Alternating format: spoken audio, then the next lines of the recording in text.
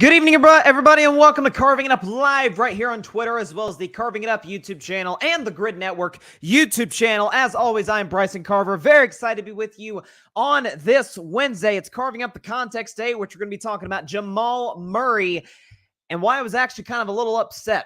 Not from a basketball fan perspective, but I'm going to be completely honest with you, as a Warriors fan. A little upset that Jamal Murray was not suspended for Game 3 of the series where the Nuggets, about to talk about that in just a second, are getting obliterated by the Minnesota Timberwolves. That in about a half hour. In 45 minutes, Bryson's best 10, top 10 players left in the NBA playoffs. Now, this is a list that compiles recent playoff performance, be it a year ago, 2 years ago, as well as what you're doing right now. Top 10 players left in the playoffs, Bryson's best 10 in 45 minutes. Also, getting into the New York Knicks, going to get into Jalen Brunson, why he's having one of the most impressive scoring streaks that we've ever seen in NBA playoff history. That toward the end of the show, as well as why the Oklahoma City Thunder are in a very unique position. Again, youngest team in the playoffs by a long shot, but a very unique position to become the youngest team in NBA history to win a championship. I did pick the Dallas Mavericks. I still do feel good about that pick. I think Dallas, there's a key adjustment that the Mavericks need to make that they did make in the last series and throughout the second half of the regular season that I'll get into in about 10 to 15 minutes. Look at the comments. Patrick Brown says the Wolves are howling at the right time. Love it. What my Lakers should have done to Denver. You got to let go of the Lakers, Patrick. The Lakers weren't going to do diddly squat. Okay, they had 13 opportunities to do it the last 2 years, and they got it done one time. So I don't want to hear about the Lakers. This isn't about the Lakers, okay? Denver owns the Lakers.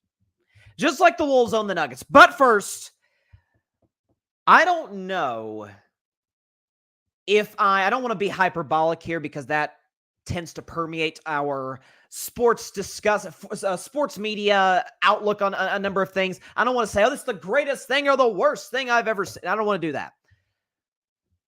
But I'm hard-pressed to think of many more times when watching an NBA playoff game when I was more stunned by absolute, complete domination, which the Minnesota Timberwolves were able to do to the Denver Nuggets on Monday night in Game 2 in Denver, Colorado, home of the defending champion Nuggets. Timberwolves 106, Nuggets 80. Minnesota led by over 30 at multiple points in that basketball game.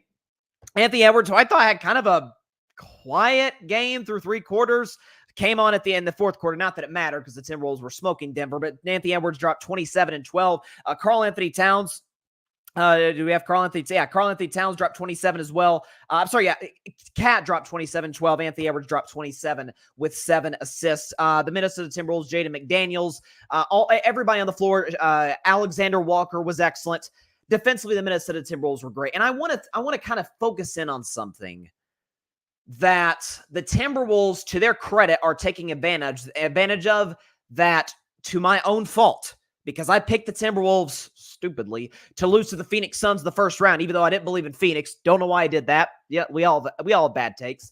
And I picked Denver to take care of the Timberwolves in this series in 6 games because of the experience. I thought, the whole matchup on Jokic was a little overrated. I still think the Rudy Gobert matchup on Jokic isn't going to have near the impact that a lot of folks think it will. The series is not over, but it's certainly tilting heavily in the Timberwolves' favor. But if you remember around All-Star break, and it was around the time that we had a second straight just god-awful All-Star game, and there was complaints to Adam Silver, how do you change the All-Star game, and all this, all that. And if you remember, Adam Silver came out publicly, essentially, as well as you saw when the second half of the regular season began, the league started to officiate games a little differently. Like you saw early part of the season, teams were dropping, I don't want to say 140 points with ease, but you wouldn't be shocked if on a regular Tuesday night in Orlando, you saw a team drop 140. Although Orlando might be a bad example because they were great defensively, but awful offensively. So that probably didn't happen much, but you get the picture. The second half of the season, the refs kind of let them play. Didn't call a foul unless it was an obvious foul. Now, listen, you had some games where it's, okay, there was more than enough contact that should have been called for a foul. Like, we see that from time to time, but that's the case in any sport, basketball certainly included. But if you think about the first half of the season, really prior to the All-Star break, if I have the stat here, if you look at points per game in the National Basketball Association, what you're going to end up finding is the fact that, do we have the stat here? Prior to the All-Star break, teams averaged 115 points a game. Averaged. Whole league. These NBA playoffs, 104. 104 points a game, 11 points per game less with way better teams. They're letting him play more physical. They're letting him play, again, a team like Minnesota that has a ton of length, a ton of athleticism, can kind of body up on you.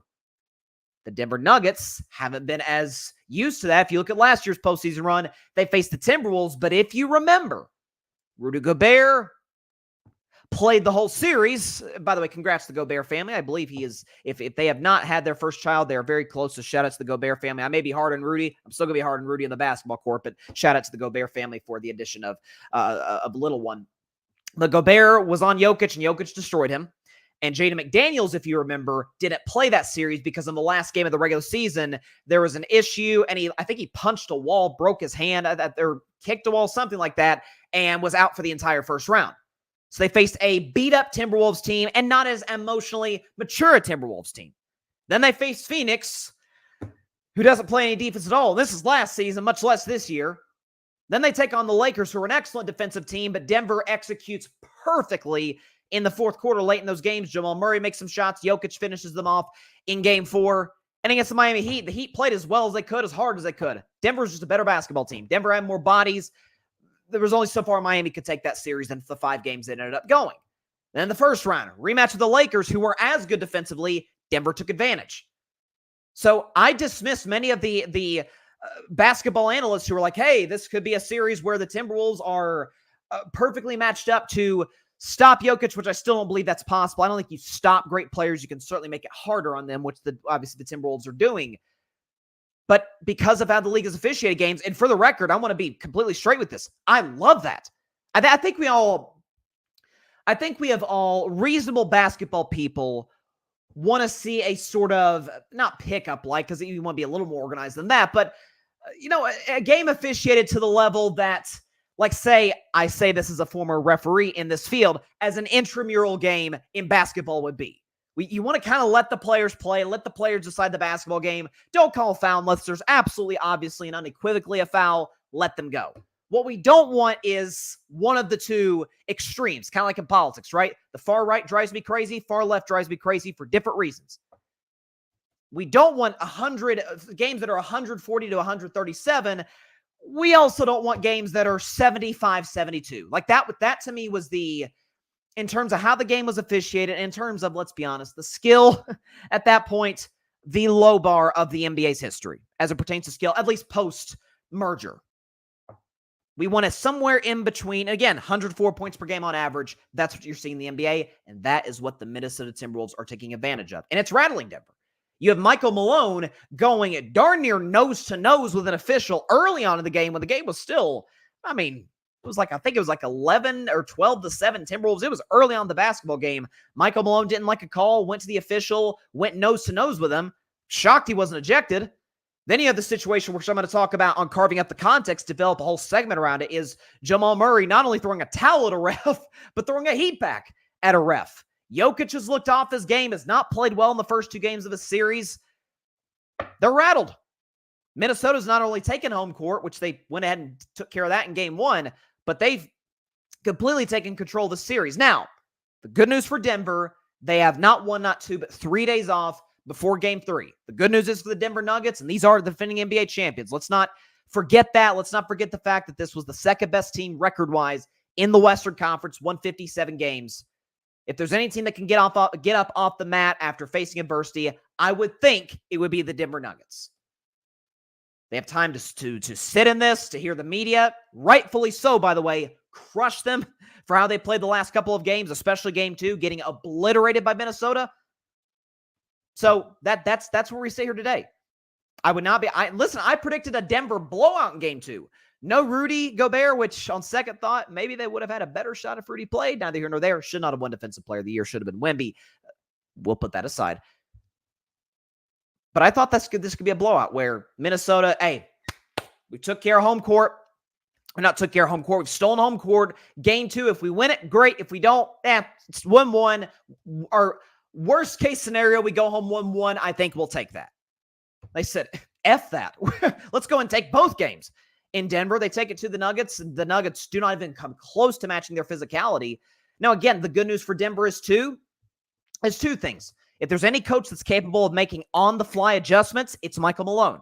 We saw it last year in the playoffs. We saw it throughout the Lakers series. This year, he's fully capable of doing that. This is not Darvin Ham. This is not Mike Budenholzer. This is not Doc Rivers. This guy clearly knows what he's doing. We've seen that the last couple of years. I'd argue prior to that, I mean, this is the same coach who led a Denver team 4 years ago to back-to-back 3-1 comebacks in the bubble.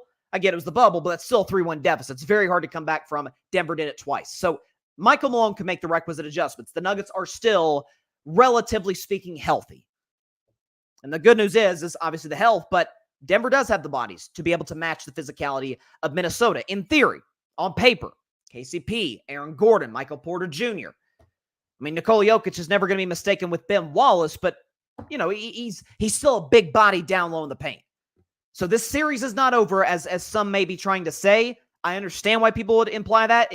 Game 3 is a must-win for Denver. They lose this, it's a wrap. They are not coming back from 3-0 because, newsflash, nobody's come back from 3-0. And I don't anticipate Anthony Edwards is going to be the first guy to blow that. But all that said, Minnesota has done a great job, and I've been hard on Minnesota this year. I haven't believed in the Timberwolves all year long, but I give them massive, massive credit for taking advantage of something that the NBA, in my mind, rightfully put in the sense that, hey, let's let the players decide the game. Let's not let soft officiating calls interfere with that. Like, nobody wants to see that. Nobody wants to watch a basketball game with a million free throws. It's not good on television. It's not good for the flow of the game, for the energy of the game. So, listen, I think Adam Silver's the best commissioner in the NBA. I, in part, say that because I'm going to be kind of hard on him a couple segments from now in the Jamal Murray segment. Stay tuned for that. But I think, in general, that this is a great job by Adam Silver for instituting this at the All-Star break. The Timberwolves have the roster, have the overall personnel that can take advantage of it. And Chris Finch has done just that with Minnesota. And Anthony Edwards has been easily the best player in this series. So shout out to the Timberwolves, man. I did not see this coming. Game 1's one thing. To get smoked in Game 2 and have to go to Minnesota down 2-0, that was shocking. I'm not going to lie. That was shocking. I mean, I saw people pick Minnesota before the series. I understood the pick. But this was, I didn't see this coming. Did not see this coming. And by the way, too, you know what? I'm not even going to mention the Lakers. Bryson, take the high road. Don't even mention it. I did want to transition, though, to the game last night. Game 1, which was close-ish through 3 quarters, and then the home team pulled away at the end. That's the Oklahoma City Thunder hosting the Dallas Mavericks. Now, I picked Dallas to win this series in 7. I still feel great about that pick. More on a key adjustment I think Dallas needs to make and is capable of making, kind of like the Nuggets, later on in this series and later on in this segment. But Oklahoma City blows out the Dallas Mavericks 117-95. I said coming in that I thought this would be the best second-round series. Knicks-Pacers is going to be fun. We saw how Game 1 went, more in the Knicks, and in particular Jalen Brunson at the end of the show. Denver and Minnesota, fun series, physical series. We'll see how it plays out, if the Timberwolves just destroy them or if Denver fights back the way that most champions do. Boston's going to destroy Cleveland, so that series is not going to last very long. This one will, though. Dallas and Oklahoma City. So starting with the team that won, Oklahoma City, with Shai Gilgeous-Alexander, who was excellent last night. The Oklahoma City, along with Minnesota, only 2 teams in the playoffs to have not lost a game to this point. But Shai Gilgeous dropped 29, 9, and 9 on the night. Did so on relatively efficient shooting, 8 for 19. That's not terrible for a perimeter player. 2 for 4 through three-point range. Got help from Chet, who dropped 19. Jalen Williams, who I said would be the surprise player in the playoffs, dropping 18 points in this win. I'm still kind of waiting for, he's been good, but I'm kind of waiting for Jalen to really catch the eyes of the casual NBA fans as the playoffs roll on, because I think he's fully capable of doing that. I really, really like his game a lot. But Oklahoma City wins this one. They're the youngest team in the playoffs by a long shot. Their average age is like 23. Now, for context, if my notes serve me correctly, the youngest team in NBA history to win a championship is the 1977 Blazers. The average age of those players, 25 years, 126 days. The average age of the Thunder is 24 years, 293 days. So a little bit younger than, we'll do the math, about, basically a year younger than the 1977 Blazers, who are the youngest team to win a title, led by Bill Walton. So normally, And I loved Oklahoma City all season long. I was one of the few that actually did have them as a contender despite their age, because I'm a big believer in SGA, as I just talked about Jalen Williams. I think Dagnall is an excellent coach, deserved winner this year in my mind for Coach of the Year. This is one of those years in the NBA, and we're certainly seeing with Denver, which I didn't think we necessarily see, where I felt like coming into the playoffs, we had two absolutely great teams, the Denver Nuggets and the Boston Celtics. I thought the Knicks were really, really good. I thought the Timberwolves were a touch overrated. Dead wrong on them. Timberwolves are a great team. Denver, TBD. We'll see how this rest of the series plays out. I didn't think we had more than two, max three great teams in the playoffs. I thought a couple of years ago, 2022, there were multiple great teams. Phoenix, Golden State, Dallas, Boston, Miami, Milwaukee. Like, we had some great teams 2 years ago. Years past, 2013 playoffs, we had some great teams. I didn't feel like this was one of those postseason runs. And for that reason, I think Oklahoma City is more than capable of winning a championship this year. When you have a coach to the level of Mark Dagnall, where unless you face, well, Miami's out, unless you face, I guess, Denver, and we'll see if Denver even survives their series right now, they'll have the better coaching. They'll have the coaching advantage in virtually every single series that they play. Cleveland's not advancing, so we'll put them aside. And I think Dagnall's a little bit better than Bickerstaff. He's absolutely, in my mind, a better coach than Missoula and Boston. You look at the other series out in the Eastern Conference. I love Tibbs. I swear to you, I think I'm going to be right in this in the end. I still think the playing Josh Hart 47 minutes and playing your starters darn near the whole game is going to eventually catch up with them. Listen, I like the guy in Indiana. I forget his name. Oh my gosh, he won a championship in Dallas. His name is escaping my mind right now. Really good coach. Rick Carlisle, really good coach, but I would give Dagnall the advantage right now, given what he's done the last 2 years. Chris Finch has shocked me. I've been dead wrong on Chris Finch. I would still take Dagnall. So every series they play, Oklahoma City will have the better coach. They could have the better player. Now, I would take Ann Edwards over SGA right now, but it's not like it's crazy. I mean, SGA, they're going to announce the MVP. We're live and carving it up. They're going to announce the MVP in about 45 minutes. SGA is probably going to come in second to Jokic. So it's at least a reasonable discussion. Anthony Edwards, Shai Gilgeous-Alexander. After that, and what I love about this Oklahoma City team, given the fact that they've started 5-0 and dominated a team in Dallas that I said coming into the playoffs, I thought was the third best team in the NBA. And I'm not moving off that take. I still think Dallas is going to win. But it's the bliss of ignorance for the Oklahoma City Thunder. SGA's been in the playoffs twice in 2019 and 20. He was a kid, so we don't even count those years. As a great player in the NBA, this is SGA's first run. This is really all the guys in Oklahoma City's first run. There's the blitz of ignorance. They've never really been here before. Now, they'll face adversity. I think it'll be in this series. It would certainly, you would think, if they win, come in the conference finals against Minnesota or Denver. But if you've never been on a postseason run, you rolled through New Orleans in round one, which we all expected you to do. You took care of home court in game one, which I think most of us expected them to do, given the fact that Dallas 0-5 under Jason Kidd in game ones in 7-game series. In their mind, they're like, hey, this playoff thing, what do we got to lose? If the Thunder go out in round two, they're going to view it as a disappointing season. The players will, the fans won't, the media won't, I won't, but they will, because they're professional athletes, and anything short of a championship, you feel like, hey, could have done a little bit more. But when they have a chance, once the season's over, once their season's over, to kind of sit back if they don't win the championship and say, wow, youngest team in the NBA, youngest team in the playoffs by a lot. Yeah, we're going to be right back in this situation. You have that kind of young talent. You have that kind of coach. You have that kind of superstar leading your basketball team. Yeah, I think this team can win the championship. They're excellent defensively. Lou Dort has always been, ever since first time I remember watching Lou Dort was the 2019-20 season when Chris Paul was there.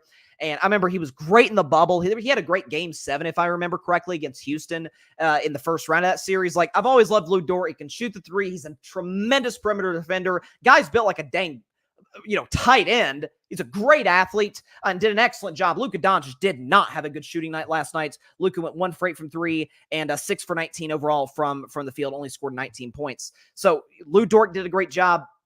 But again, it's the bliss of ignorance for this Oklahoma City Thunder team. And Dallas has been there and failed. Minnesota has been there and failed. Denver's been there and failed. Like, there is can I argue there's a little advantage for Oklahoma City? They don't know what it's like to fail. So like, the heck, let's just go guns a-blazing, 100 miles an hour and do what we got to do. And as we see here today, they're 5-0 in the playoffs. They haven't lost, just like Minnesota. Minnesota's 6-0. So for Dallas, though, who, again, I maintain I think they're going to win this series because I think they're the best player in the series. And Jason Kidd, while he's not diagonal, I think he's a tremendous head coach. So Dallas losing game 1 was, I don't think, shocking to anybody because the fact that, again, as I just mentioned, Dallas was 0-5 in game 1s under Jason Kidd. That said, I didn't love how they approached this game because it reminds me a little bit how they started in the Clippers series. And it's like in life. Getting rid of bad habits takes time. Doesn't matter what the bad habit is. It takes time to move off of it. It takes repetition. It takes a lot of mental toughness. But eventually, if you're able to put those things together, you can move off of it. It could be anything. Dallas coming into this year, I think the notion around them, and I think it was a correct notion, is they are a bit too Luka Doncic, on-ball centric, on-ball centric type of offense, and defensively it leaves a little too much to be desired. And again, my biggest weakness for the Mavericks coming into the playoffs was I thought their two guards, Luka and Kyrie, who both had great years and really good playoffs, especially Kyrie, would be exposed on the defensive end eventually in the playoffs. But what I loved about what Dallas did in the second half of the season, obviously they added Daniel Gafford. You had the kid Lively, Derek Lively from Duke, who I loved out of college and has been a really, really good add for Mark Cuban in this Mavericks organization. They've stepped it up on the defensive end big time. I remember talking about game 2 when Luka shut down, the numbers back it up, shut down the Clippers' big three, be it Kawhi, Paul George, and James Harden. Shut them down on ball. So we've seen he's capable of doing that. Not saying he's going to shut down SGA, but he can take SGA if need be as the series wears on. But more importantly than that, because defense, let's be honest, a lot of defense, sure, you got to have the personnel, see the Minnesota Timberwolves. But if you look at the Timberwolves, yes, they have the personnel, but they also have the grit, the toughness, and the mental fortitude to just get in your head and be aggressive and just agitate you for 48 minutes. Dallas has shown they're capable of doing that. So I'm not worried about that. What I want to see more of, though, is up tempo, playing free, playing with speed, getting out in transition. Now, some of that you got to give credit to Oklahoma City because Lou Dort took Luka Doncic a lot of out of his comfort zone throughout that basketball game. But if you watch Dallas's offense to start the Clippers series, which they won, of course, and to start this series, it's kind of been, to use the great Charles Barkley's term, dribble, dribble, dribble, dribble, dribble. What he used to say about James Harden. That's kind of what we're seeing from Luka. That's kind of what we're seeing from Dallas, and it puts the offense in a complete standstill. Now, the loss of Maxi Kleber is massive, I think, because he's a great spot-up shooter and can play the 5 if Dallas wants to go small in the series, which they might have wanted to, and have Maxi Kleber go against Chet Holmgren at the 5. But I still think that they're capable of doing that because they have so many spot-up shooters, because Kyrie has been awesome this year in the postseason on and off ball, which is part of what makes Kyrie such an efficient scorer. So just playing up tempo, stop going just Luka, move the basketball. Luka's going to get his, Kyrie's going to get his, but I think that's the thing I want to see from the Dallas Mavericks moving forward in this series. Patrick, Denver can't play their B+ game and expect to win. I love the Wolves defense. It was incredible. I thought Minnesota, the tenacity they brought to that end of the floor was, because listen, you can have the personnel, the Clippers have the personnel, but you're not always sure if their mind's in it, right? So, yeah, major kudos to the Minnesota Timberwolves. They were the number 1 team in the NBA defensively all season long, but holding a Nikola Jokic, Jamal Murray, Denver Nuggets offense to 80 points at home, 80 points at home in 2024.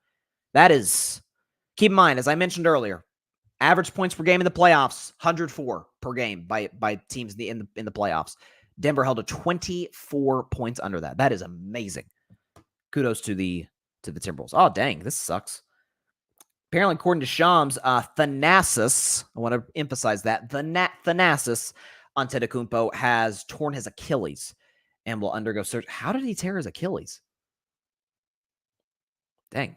So, listen, I've been, Certainly my counterpart, Barry Grant Jr., but I do co-sign him, has been hard on the Bucks and on Giannis to agree, like, Thanasis really isn't good enough to be on the team, but it's a Giannis thing, which, again, I get it for a small market. I don't know if the Lakers, the Knicks, the Heat, Philadelphia, big markets would go for that. But Milwaukee, they're not going to get a player of Giannis' caliber. It's the very reason I think Giannis should leave this offseason and will leave this offseason.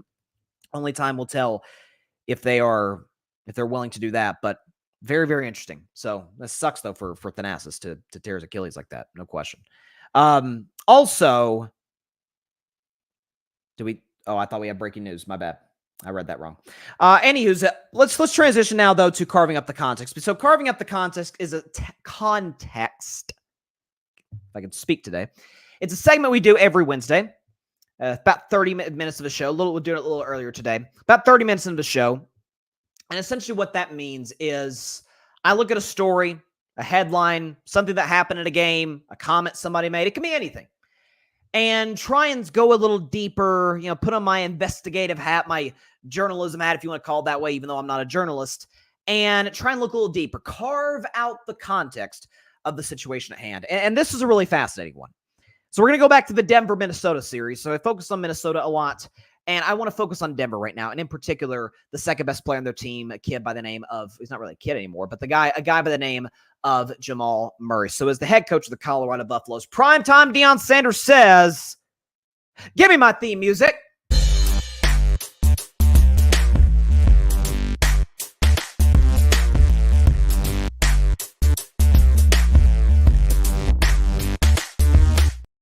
On this week's edition of Carving Up the Context, we're going to be talking about Denver Nuggets star Jamal Murray, who was fined yesterday $100,000, $100K, which for most of us would be like, holy crap. For Jamal Murray, of course, for a professional athlete, an NBA player, it's not a deal breaker. Although $100,000, I mean, it puts a dent in your pocket, even if you're an NBA player, unless you're a billionaire like LeBron James. The point is, Game 2, Nuggets hosting the Timberwolves, massive game for Denver. You want to try and tie the series up and not go down 0-2, losing your first 2 home games.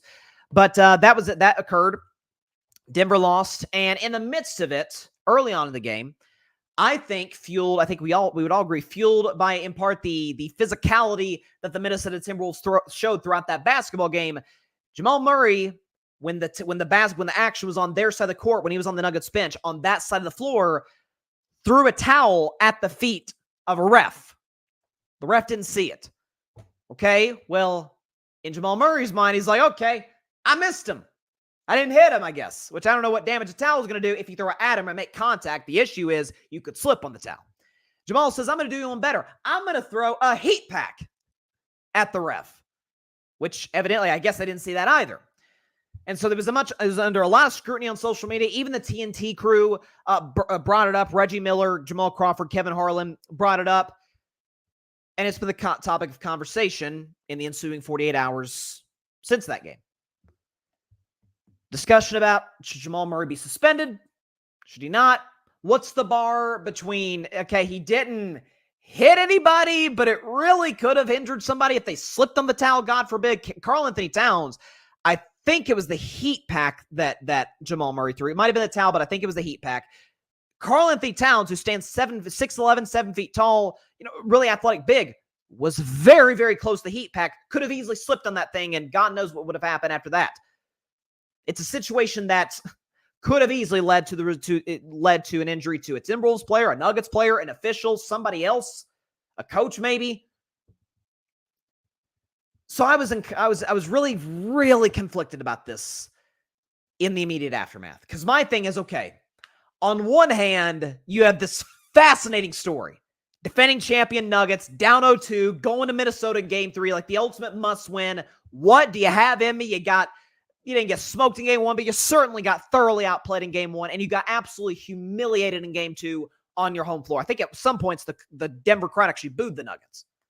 This is the ultimate, okay, do you have the heart of a champion type of game?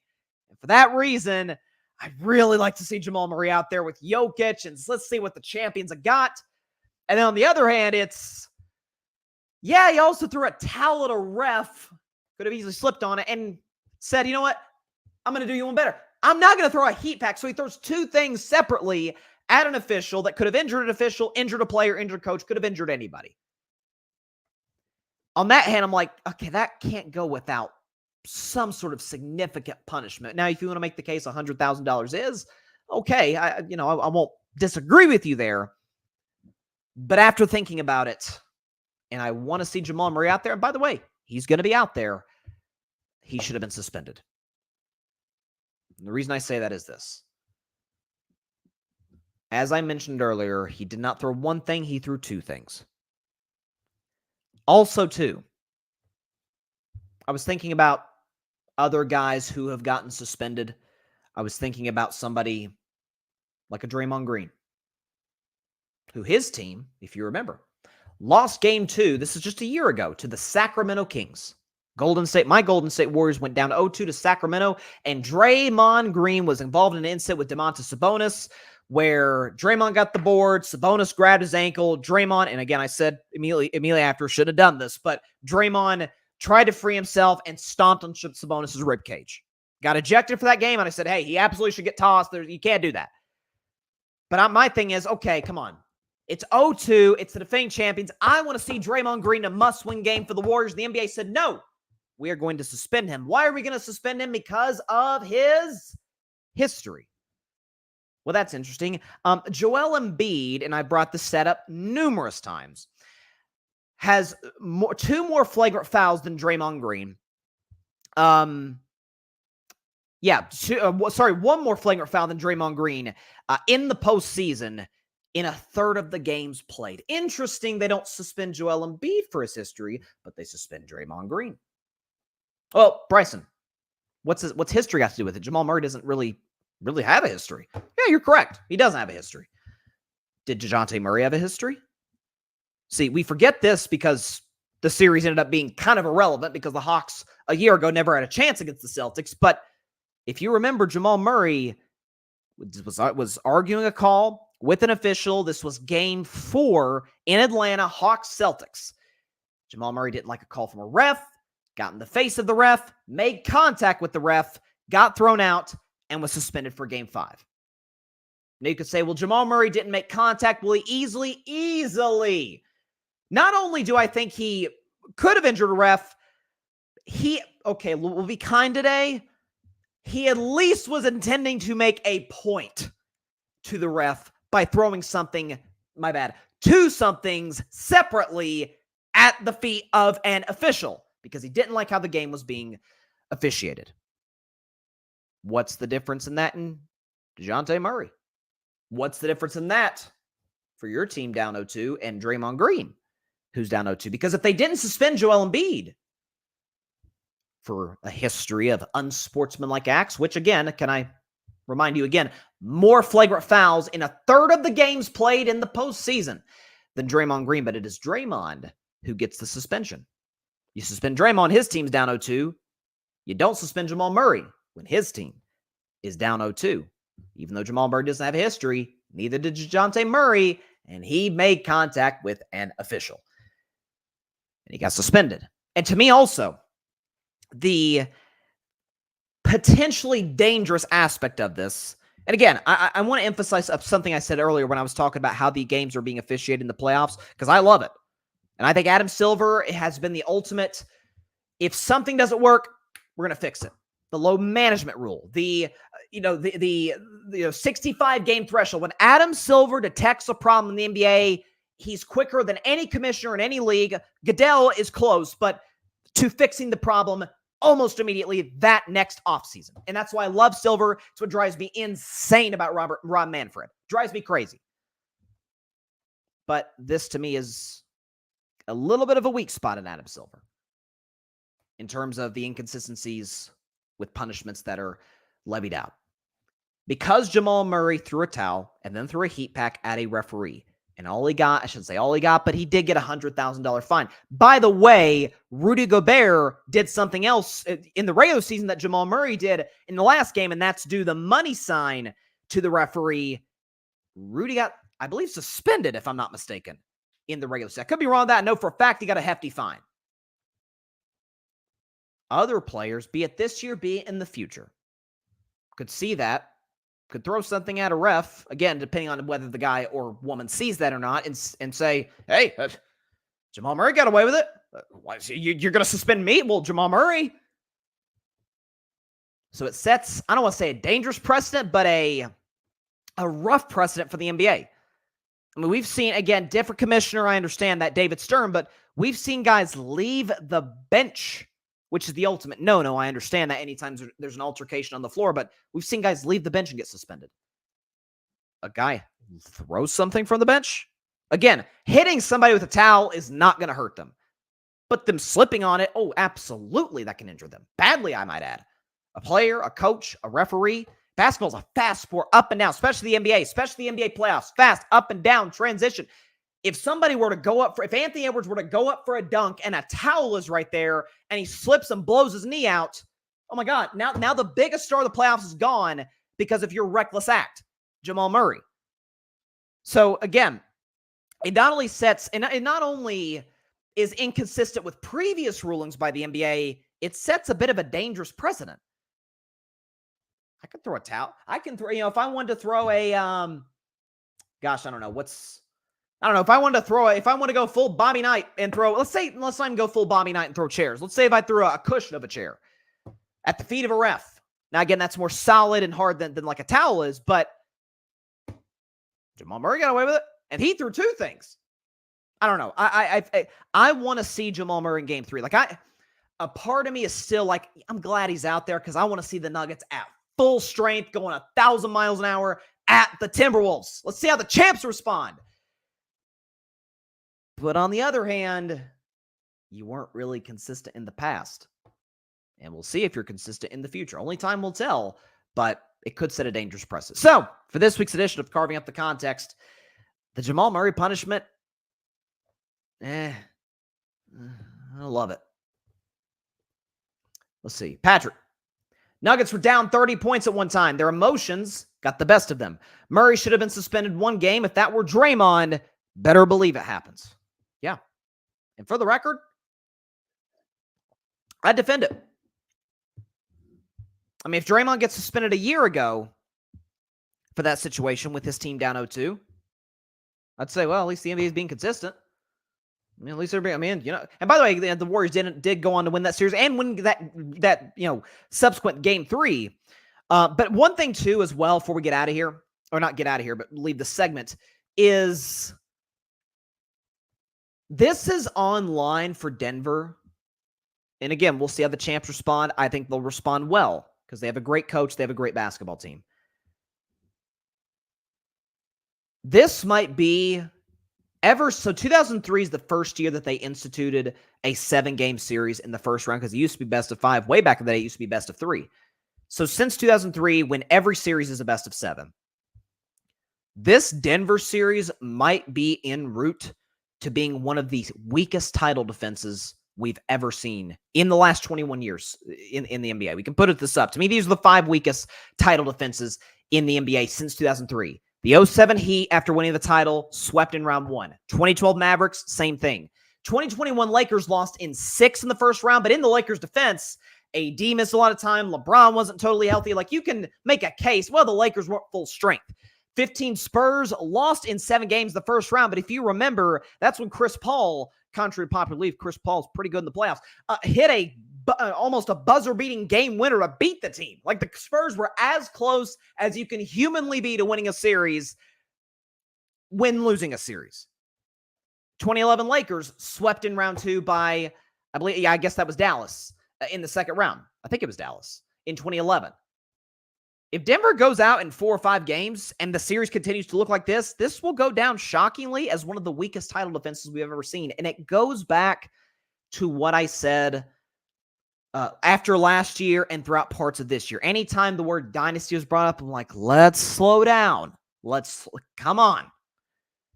Did I think they were the best team in the NBA all season long? You betcha. Did I think it was likely that they could repeat? No question. I still don't think it's out of the question. But there's a reason that, if you look at back-to-back champions, Steph Curry, Warriors, LeBron, Heat, Kobe, twice. Kobe did it in 2009 and 2010 and did it with Shaq from 2000 to 2002. MJ went back-to-back, MJ three-peated twice. Isaiah Thomas with the Pistons. Magic and Kareem with the Lakers. Like, you look at back-to-back champions, and that's not to take a shot at Jokic necessarily, but it is sort of if Denver goes out, are we going to give them, and in particular Jokic, who I've come around on, the same energy that we would give a Steph Curry, a LeBron James?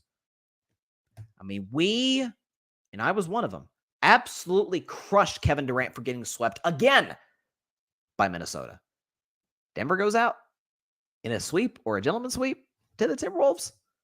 Will you be as hard as on Jokic? Because either we have to be as hard on Jokic or we have to rescind some of our criticism of KD. We got to do one of those two because we can't criticize KD and let Jokic off the hook. I don't know. I'm just saying, like, I think Denver's going to respond well in Game 3. I do. I don't think the series is over.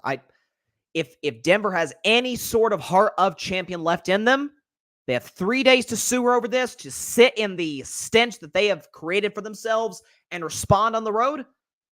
But if they don't, this is one of the worst title defenses we've ever seen. It really is. I'm just throwing that out. Like, take this from a fan of a team that put together a nice long dynasty. Ain't as easy as the Warriors made it look. I'm just saying. Ain't as easy as old Steph Curry made it look. I'm just throwing that out there. Which, by the way, Jokic and we'll bring it to you. Like, I think inside the NBA is going to announce it, is the MVP, which should be announced, I guess, prior to, is Knicks Pacers the only game tonight? Am I correct? So in that case, inside the NBA probably tips off then at 7:30. If I can look that up right here real quick. I don't know why I just went Southern right there. I'd like to do it live on the show, see what the MVP results are. And I'm sure Shams will report it, but I'm curious sorry, my phone's being really slow, what the MVP results will be. So, okay. So yeah, inside the NBA does not tip off till 7:30. So we may be done with the show until then. So on with the show. The show must go on, as the great Bill Shakespeare once said. So I always, coming into the playoffs, I do it with quarterbacks in the NFL, do it with players in the NBA, because I think quarterbacks obviously have the most impact of any player on the field in the NFL. And NBA players, again, there's only 5 guys on the floor. It's similar. So I do a top 10 players in the NBA coming into the playoffs, and then I do one exiting the playoffs, because it almost always looks not completely different. Some guys stay, some guys rise, some guys fall. You generally see the same names, but you could see some new ones. Spoiler alert, you're going to see some new ones after this year's playoffs, be it Anthony Edwards, SGA, Brunson, potentially anybody else. We'll talk about Brunson, by the way, in about 15 minutes. But we're midway through the playoffs. Steph didn't make it. KD got swept. LeBron and AD got gentlemen swept. Embiid is gone. I mean, you look at the guys that they're out of the playoffs, like, man, these are really, like, elite basketball players gone. So we have 10 guys in theory left to go into my top 10 currently in the playoffs. These are guys, I want to, be completely honest, that are still in the playoffs. So go ahead and rank them. So if I can get the background music ready to go right now, get the background music going to rank my top 10 players. And here we go.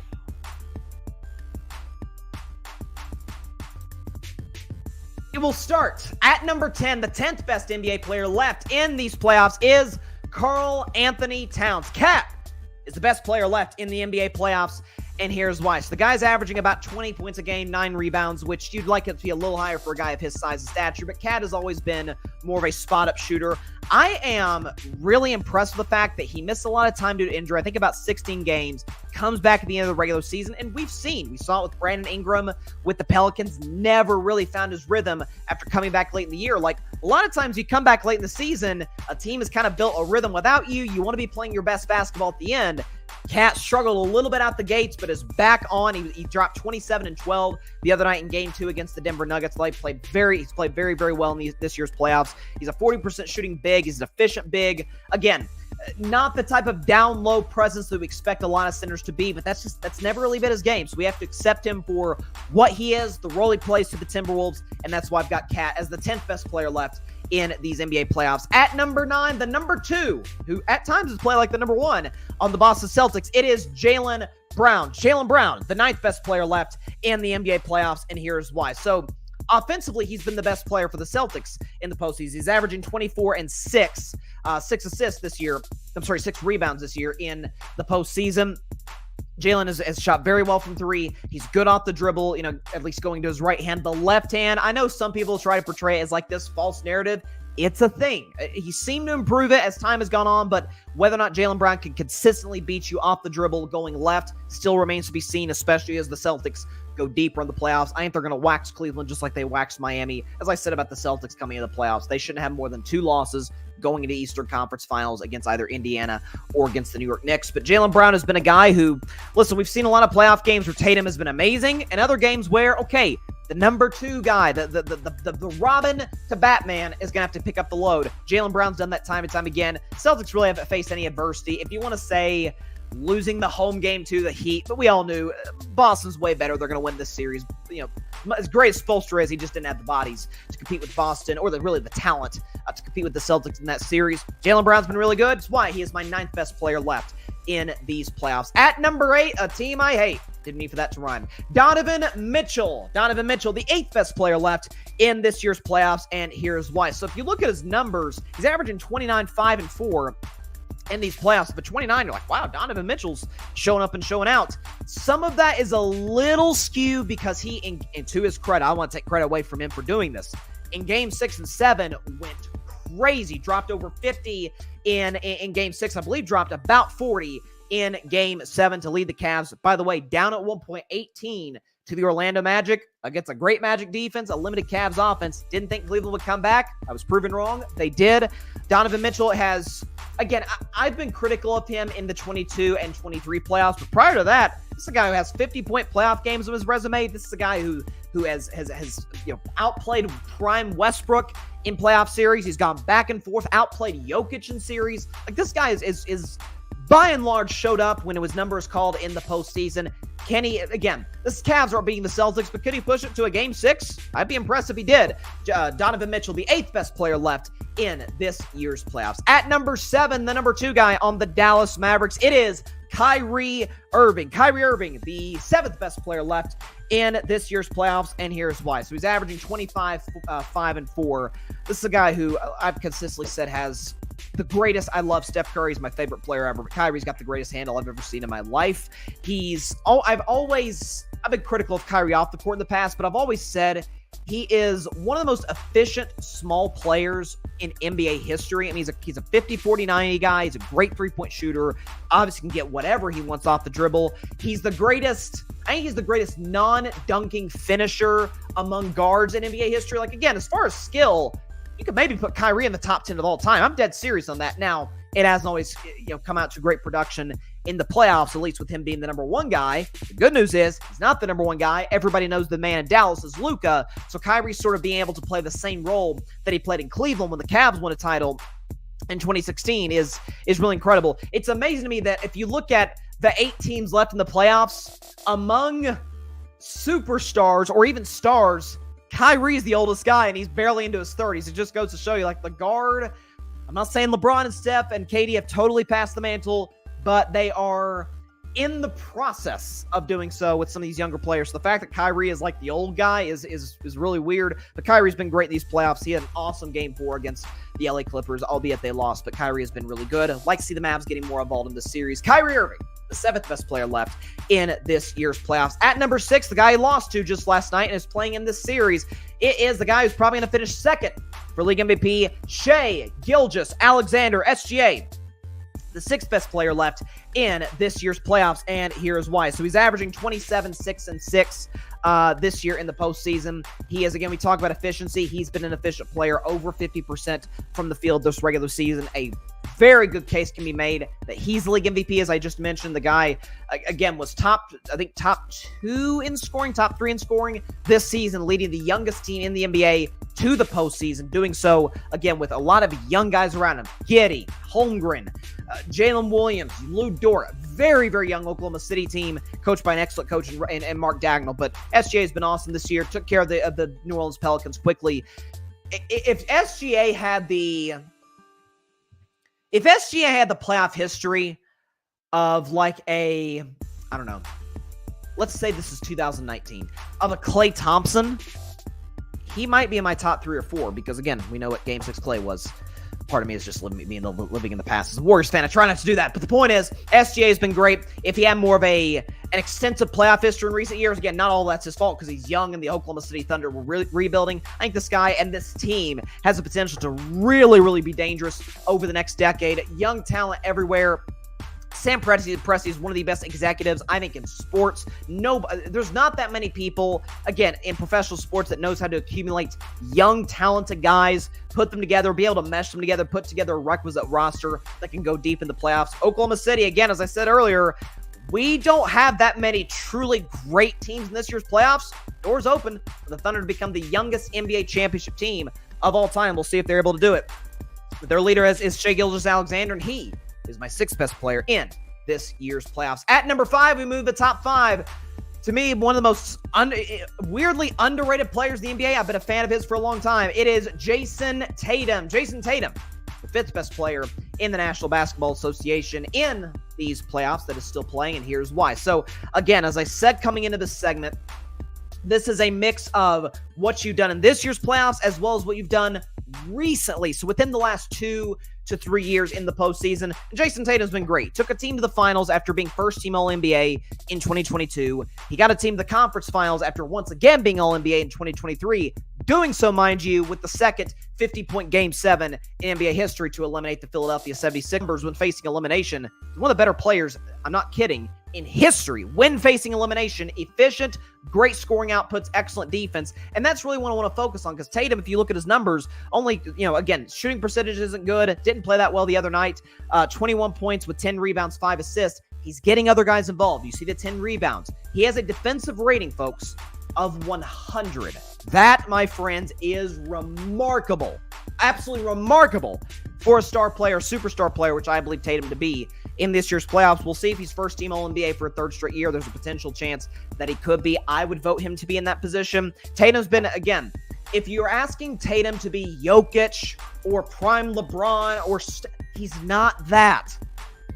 But is he at the very tip-top of Tier 2? You better believe it. I think he's one of the 5 best players left the playoffs. Gets over-criticized, beyond over-criticized as far as I'm concerned. Jason Tatum, the 5th best player left in these NBA playoffs. At number 4, if you were playing a slightly better, I'd move him higher, but this is where I've got him right now. It is Luka Doncic. Luka Doncic, the 4th best player left in this year's playoffs, and here's why. So, Luka's numbers, it's like Luka's not been as good, but you're still like, dang, numbers still look pretty good. 28, 9, and 8, which comes somewhat close, not the points per game, but somewhat close to his regular season averages.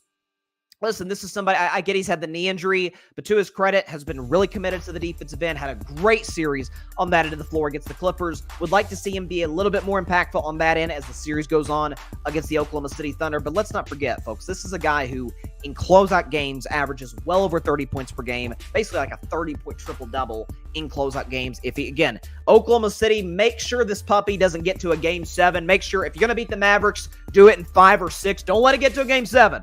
Because this guy is more than capable. We've seen his history of absolutely obliterating you in the 7th and decisive game or in any closeout game of any kind. Luka's improvement on the defensive end. Luka's, over the course of the second half of the season and over the duration of the Clippers series, we'll see what happens in this series, but his commitment to playing more of a team-oriented style of basketball. Listen, a guy who a lot of people think is the greatest player ever, Michael Jordan, scored a lot of points, won MVPs, won scoring titles, but he didn't start winning NBA titles until he committed to, again, the triangle offense with Phil Jackson, Tex Winter. But again, committing to more of a team-oriented, move the basketball, more of an up-tempo style. That is exactly what the Dallas Mavericks have employed. We'll see if they do. I believe they will. Luka Doncic, the 4th best player left in this year's playoffs. Some may think I have him too low.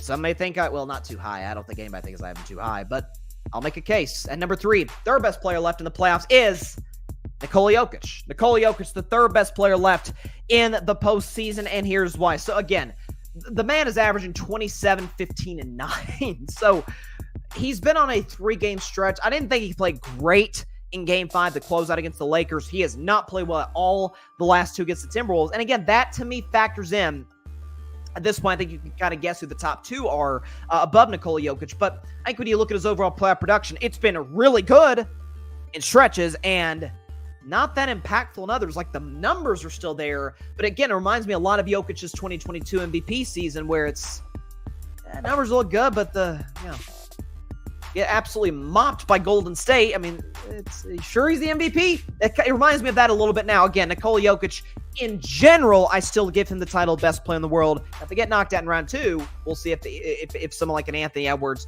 were to strip that title. Only time will tell. Listen, this is a guy who is a triple-double threat every night, is an efficient triple-double threat every night, gets his teammates involved. The entire Nuggets offense is fixated around his strengths and his abilities. Again, I think Denver's going to turn around. This is the defending finals MVP. This is a guy who, in about 30 minutes, I think is going to be announced to have his 3rd league MVP. Not many guys in NBA history have done that. Nikola Jokic is the 3rd best player left in this year's playoffs. The only reason he's that low is because, again, some of these performances have been outright awful. That has knocked him down a peg. At number 2, it is Jalen Brunson of the New York Knicks. Jalen Brunson, the 2nd best player left in this year's playoffs, and here's why. I'm about to do a Jalen Brunson segment as soon as I get done right here with Bryce's Best 10, with some of the stats that are mind-boggling on what Jalen Brunson's doing. But just over the duration of the 6 games that Jalen Brunson's played to start these playoffs, he's averaging 36, 8, and 4 on crazy efficient shooting, and again is doing so with outstanding numbers in the 4th quarter clutch situations of these games. Just the other night against the Pacers, dropped 21 points. 21 in the 4th quarter against the Indiana Pacers. Listen, this is a guy, a lot of folks, myself included a year ago, criticized Mark Cuban, criticized Nico Harrison of the Dallas Mavericks and said, hey, why didn't you bring him back? Well, in hindsight, it's kind of like, well, Jalen's a ball-dominant player. Luka's a ball-dominant player. I'm not sure Jalen would have been able to reach his full potential unless he was in a situation like the New York Knicks where it's Villanova galore. It's Josh Hart. It's Dante DiVincenzo. It's these guys around him, these good shooters. Again, OG Anunoby, Miles McBride, like good ancillary role players, and an excellent head coach in Tom Thibodeau, who still plays his players too many minutes. That'll come back to bite him. Point is, though, the clutch performance, the floater, the three-point shot, like the guy is...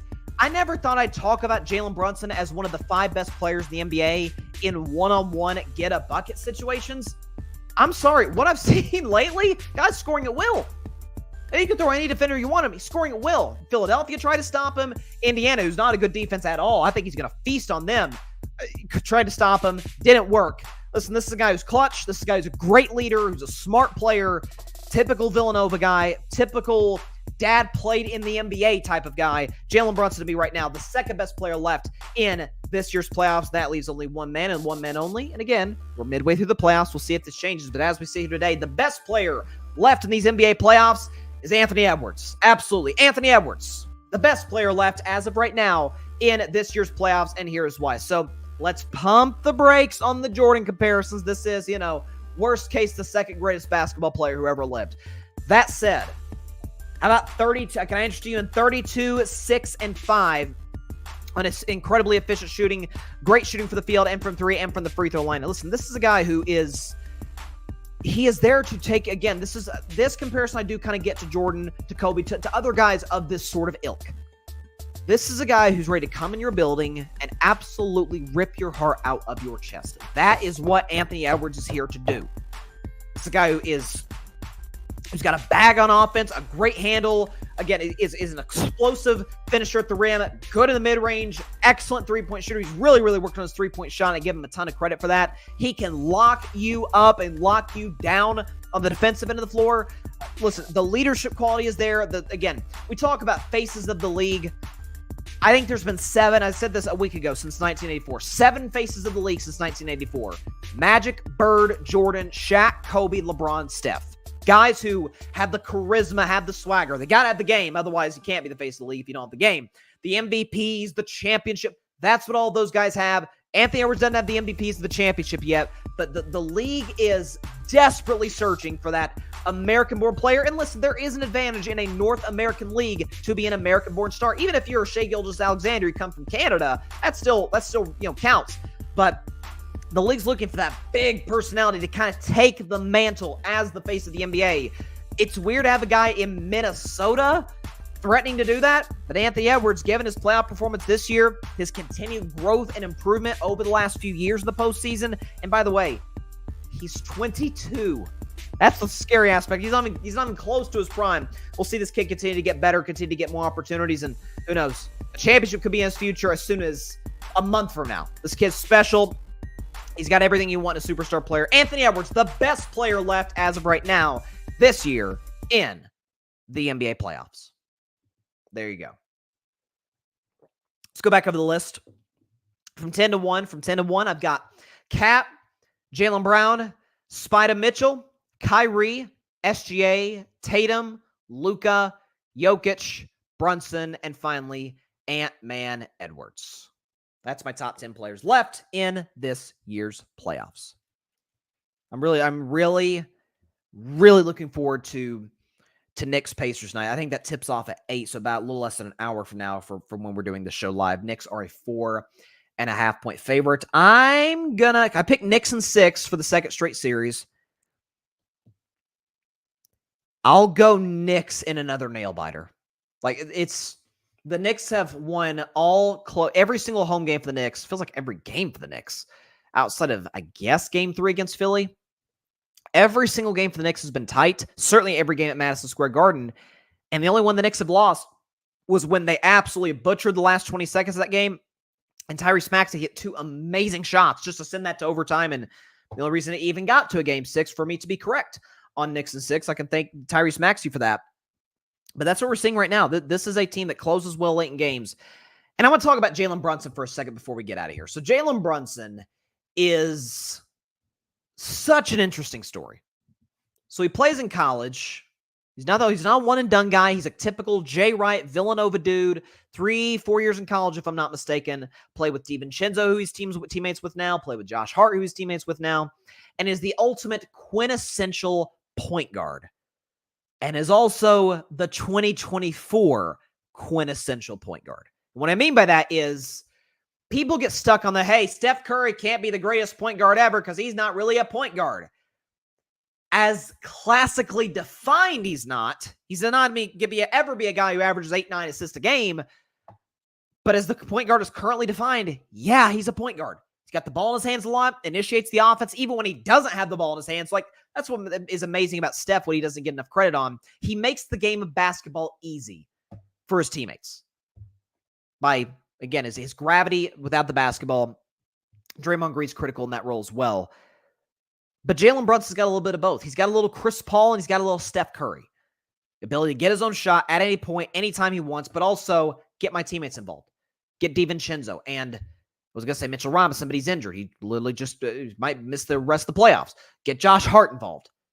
Be able to come up with these clutch buckets and clutch situations. But Jalen Brunson is having one of the greatest scoring stretches that we've ever seen in playoff history. We can show you a couple stats here. Guys with 4 or more playoff games of 40 or more points. Here are the guys. You see them on the screen there on YouTube. We can show you, though. We read it to you for the podcast audience. 4 more games of 40 more. 4 straight playoff games of 40 or more points scored in the postseason. Their names are Jerry West, who did it 6 times, Bernard King, Michael Jordan, Jalen Brunson. Here's another stat. Okay, these are guys with 200 or more points in a 5-game span in the playoffs. Elgin Baylor, Wilt Chamberlain, Jerry West, Rick Barry, Bernard King, Michael Jordan, Allen Iverson, LeBron James, Kevin Durant, Jalen Brunson. If we talk about superstars in the National Basketball Association, it's hard to argue that he's not. I mean, do we look at this Knicks roster and think, whoa, loaded? Yeah, that's a surefire. They are absolutely going to beat Boston. Now, I think they could get Boston fits. I would pick the Celtics, but I think it would be a fun, tough, gritty series. But the Knicks have I've been a Knicks believer all season long. I've said all year long, if they get the 2 seed, I think they're going to the conference finals. But if you look at New York, you look at the roster, you're not, holy cow, my gosh, look at the stars. It's this little point guard from Villanova who is You can't really explain it, but gets whatever shot he wants at any time, down low, in the mid-range, from the three-point line, gets his teammates involved, doesn't turn the ball over, is clutch. He's the driving force of this Knicks team. I think it's hard. Again, if you look at, and I'll do a top 10 players. You saw me right there. I think Brunson's the second best player in the NBA and still left in the playoffs, even over Jokic, or at least has played better. He's played better than Jokic this year in the postseason. But if you discuss the bottom of the top 10 and then the top of 11 through 20, I think he's better than Devin Booker, Damian Lillard, who I love. I think he's better than Jalen Brown. I think, throw out another name. I'm sorry. I'm dead serious. It is a discussion. Brunson, Embiid. First of all, he just beat Embiid and outplayed Embiid. He's more reliable than Embiid. He's significantly clutcher than Embiid. He's won with less, far more than Embiid. I don't know. We've seen it. Heck, we've seen it for 3 straight playoff runs. You say 3. Wait, one of those runs was in Dallas. Yep. First 3 games of the playoffs. Remember, Luka Doncic is out for the first 3 games against the Utah Jazz in the first round 2 years ago. And Jalen Brunson put the team on his back, had some 40 burgers in there, led them to a 2-1 series lead. Then all Jalen Brunson, Dallas probably loses that series before Luka has a chance to come back. And the reason that's significant, they got to the conference finals and upset the Phoenix Suns, the 1-seed Suns, in order to get there. We saw him a year ago take out a Cavs team that, in theory, was more talented, but Brunson was the best player in the series by a long shot. And then the Heat series, a team that in Miami, they got to the finals, a couple of games there that go either way. The Knicks weren't able to finish them off. Every game the previous series was go either way. Brunson was better than Embiid. Brunson was better than everybody on the floor. We saw that too in game 1, dropping 21 in the fourth quarter against the Indiana Pacers. And again, I think he's going to continue to feast on Indiana because the fact that Indiana is one of the worst teams defensively in basketball. So this will be high scoring games in this series. Again, I still think it goes 6. I think the Knicks win tonight. Pacers win the next 2. Knicks win the last 2 to win the series in 6, advance to play the Celtics in the Eastern Conference Finals. But what Jalen Brunson is doing, the significance of this offensive streak, we'll see if he continues it tonight. That to me is a fun story to keep your eye on. But if you replace Jalen Brunson with De'Aaron Fox, who, again, I love De'Aaron Fox.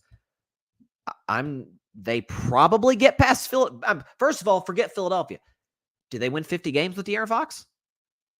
I mean, the Kings were, oh my God, the Sacramento Kings last year. They didn't win 50 games. They got bounced in round 1 by Golden State. A beat-up Golden State, a mentally fractured Golden State. You got a kid out of Villanova. Mavs didn't want him. Knicks said, hey, you can come in here. You can come in here and sort of reshape the identity of what we're trying to do. Kudos to Jalen Brunson. I've been a fan of this kid since last season. And if I had an MVP vote, it'd be Jokic, Luka, SGA, Brunson. I put him over Giannis. I put him over Tatum. Anybody want to throw it out there? And if they did a voting for MVP of the playoffs, Ant probably wins it, but it's a discussion for Brunson.